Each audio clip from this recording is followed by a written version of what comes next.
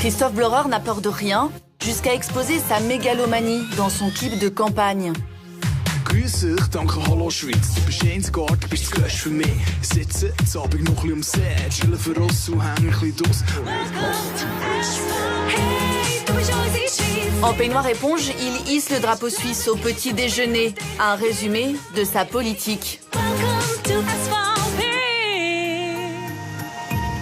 Hold this up! Hold that up! On les maintient en l'air! Je pense que vous, les Français, vous carburez à la baguette et au Bordeaux.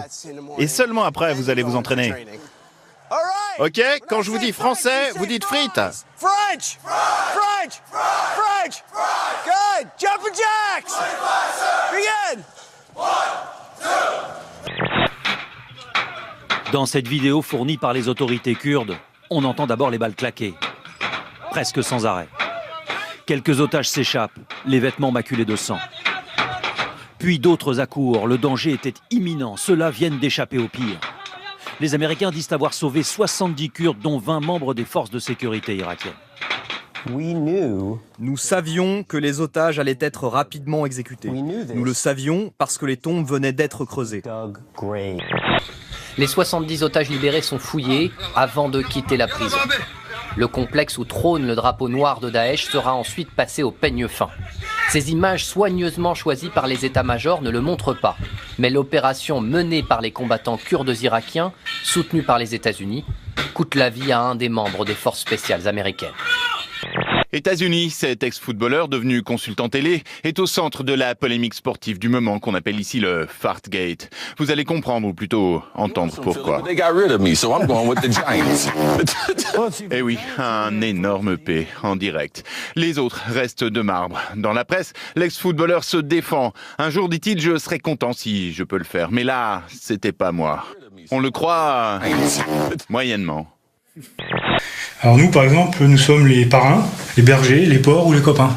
C'est les gendarmes ou les policiers. Ils sont gentils. Hein. Alors, ils se les écoutent, parfois il y a des trucs.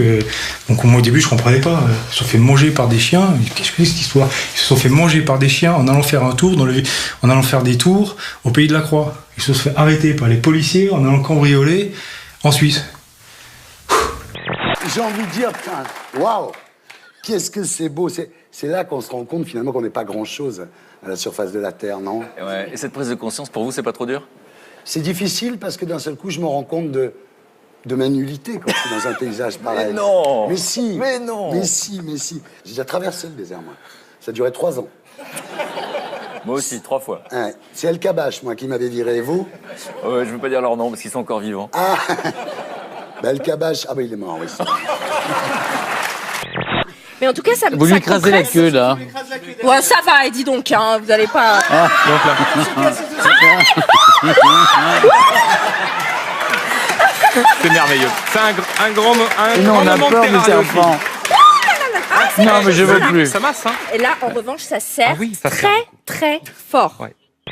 Bah, le premier, il s'est levé, au bout de 5 minutes, il est parti. Il y en a un, au bout de 10 minutes, il m'a mis la main sur la cuisse. Il a voulu qu'on aille aux toilettes. À 14h30 de l'après-midi, enfin, sans avoir bu d'alcool avant. Et Parce que 19h, ça aurait été possible. Non, mais bon. Il s'appelle Gudtama. Il vient d'être commercialisé au Japon où il fait un tabac. Ça a l'air gourmand. Oui, vous allez voir, ça a l'air un peu moins bon tout de suite après. Il marche tellement qu'il y a plein de produits dérivés, version mug, peluche, mais surtout comestibles. Et c'est là que ça devient vraiment intéressant parce que la particularité de ce dessert, c'est quoi? Je ne sais pas. Il a un cucu. Non, c'est ça. Non. Il peut vomir. Voilà. c'est voilà. ça. Ah oui. Mais ce n'est pas tout. Il a aussi une autre option. Qui est vachement... Voilà. Bon appétit. Et il faut marcher pour dénicher la perle rare si on est acheteur. Alors on peut imaginer mille choses. On peut imaginer un corps humain, on peut imaginer une météore. Voilà. Moi, j'achète rien au-dessus de 15 000 €. Malheureusement, il ne pourra pas se l'offrir. Pour cette sculpture en papier mâché, comptez 450 000 €. Ça l'autorisait à occuper les banquettes rouges des traders de choc issus des plus grandes banques. Derrière, au bout du fil, des clients du monde entier informés en temps réel des prix. Entre eux, des gesticulations codées rythment les offres. Au bout du pouce dressé, de la main tendue, de l'index en cercle, beaucoup d'argent. C'est le geste de la main, on appelle ça les tic-tac. Et ça permet de baisser le niveau du bruit, de façon à ce que ceux qui opèrent à l'intérieur du ring puissent se concentrer. Dans notre société obsédée par l'apparence, les femmes et de plus en plus les hommes sont jugés par les autres à leur physique. On appelle ce phénomène l'objectivation. Les hommes et les femmes ont tendance à intérioriser ce phénomène. Ainsi, ils s'inquiètent en permanence du regard des autres, ce qui les amène à se juger eux-mêmes. On appelle ça l'auto-objectivation.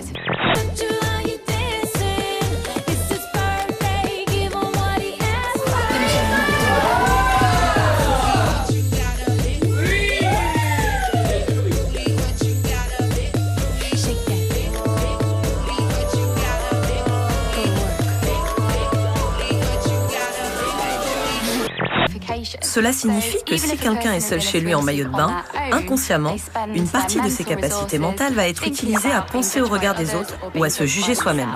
Il ne sera donc pas concentré à 100% sur ce qu'il fait. Merci docteur. Si j'ai bien compris, moins on porte de vêtements, plus on est bête.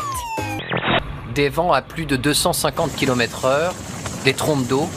Voici Patricia, l'ouragan le plus violent jamais enregistré.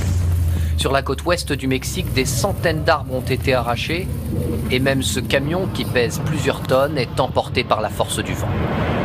Vu de l'espace hier, Patricia est un monstre météorologique. Un tourbillon de nuages de 300 km de large qui frappe la côte ouest du Mexique dans la soirée. Il y a 2 ans, avec cette performance, Molotkin anticipe le débat sur les migrants. Constatant que les capitaux financiers sont les seuls à être libres de circuler, il imagine une Marianne alimentée par 6 litres de sang récupérés auprès d'une vingtaine de demandeurs d'asile.